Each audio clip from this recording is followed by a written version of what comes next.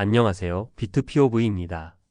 오늘 준비한 영상은 마크유스코의 비트코인 투자 계기 영상을 준비했습니다.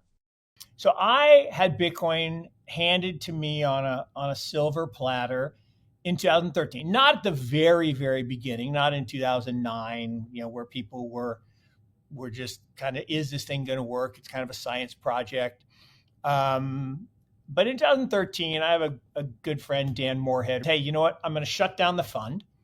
I'm like, Dan, why would you give back $1 billion charging 2 and 20? That's a pretty good deal. He says, no, I'm going to spend the rest of my career in Bitcoin and blockchain. And now that was in March of 2014. And by September, the price had gone from $500 to $186. I'm like, they were right? It's going out of business. And then 8 weeks later, it was $1,000. I'm like, no, there's something here.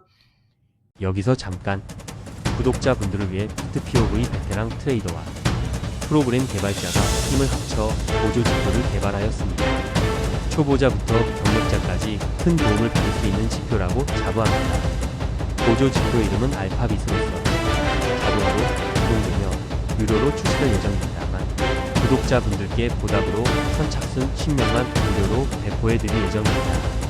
또한 성의 있는 사용 후기까지 적어주시는 5분께 알파빗 지표 평생 이용권을 드리려고 합니다.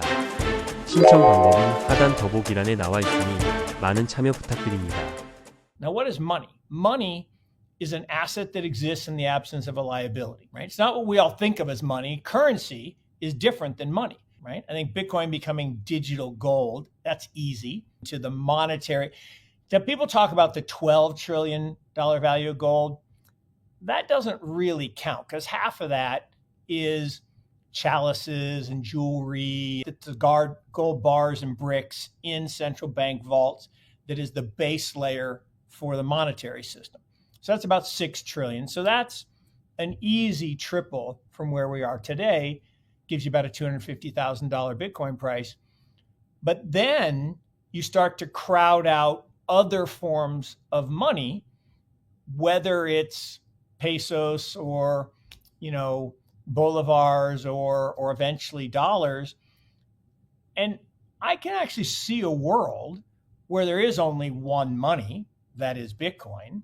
Now that's a long way off, and the governments are going to fight like crazy to stop that because government's power comes from these paper currencies backed by threat of violence. It's a pretty good deal for them and for the few politicians that make money off it, like from Zimbabwe. The politicians got super, super wealthy as they were devaluing that currency. Same thing in Argentina, same thing in Venezuela. The people at the tippy top of the pyramid make all the money in currency devaluations, which is why Bitcoin protects the rest of us from that kleptocracy. So the short version of a long tale, ended up graduating pre-med of all things. Didn't go to med school, went to business school instead, and then kind of backed into investing. So started in fixed income and then went to an equity firm. And then I got the call. I got the call from the alma mater to go back to Notre Dame. And I had a couple epiphanies. So one was that asset allocation and allocation of resources was way more important than picking stocks and bonds. So if you're in commodities or currencies or stocks or bonds or what part of the world or early stage innovation like venture capital, those were the big decisions. So the endowment model of investing, which is all about this idea of start with asset allocation and then build a diversified portfolio and take advantage of Markowitz. But all of that was the first epiphany. Second epiphany was in the early 90s, mid 90s, I guess. When I was at Notre Dame, we invested in some of the very now brand name, but back then emerging venture capital firms. And one was a company called Sequoia. But long story short, they invested in this little company called Google. And I remember telling our board that we invested in this company. Why would you invest in the 21st search engine? We got plenty of search engines, right? We got we got Alta Vista, we got Web Crawler, we got Ask Jeeves, all great. And like, well, okay, that's true, but they do something different than what Google does. Google actually doesn't search the web, they index the web.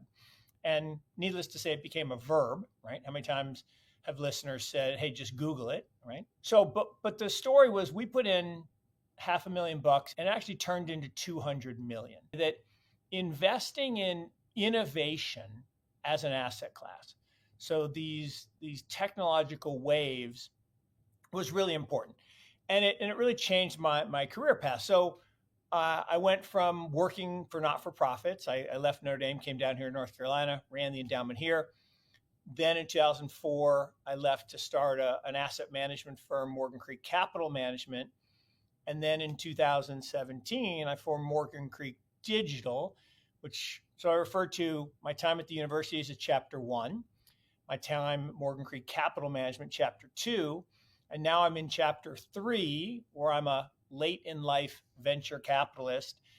And over the past 7 years, I've really focused on making investments in the digital age. And what does that mean? That means we think about A, B, C, D, AI, blockchain, which Bitcoin is certainly part of that, computing platforms or chips, and then data. And all of that is based around this very simple premise. I told you I don't do short well. So for me, what kind of motivates me and what gets me excited about investing is there's been this tech cycle. There's an innovation around the personal computer. 14 years later, the internet happens. We make our investment in Google. 14 years later, the mobile net happens, and now we all carry a little supercomputer around in our hand. So Web 1, right, created about $2 trillion of wealth. Web 2, the mobile net, created about $5 trillion of wealth. Now 2024 is Web 3 and the truth net, as I like to call it, because we're replacing trust with truth, and that's where Bitcoin comes in. And I think that's going to create 15 or 20 trillion dollars of wealth. So I like investing in these early stage businesses that want to create a piece of that.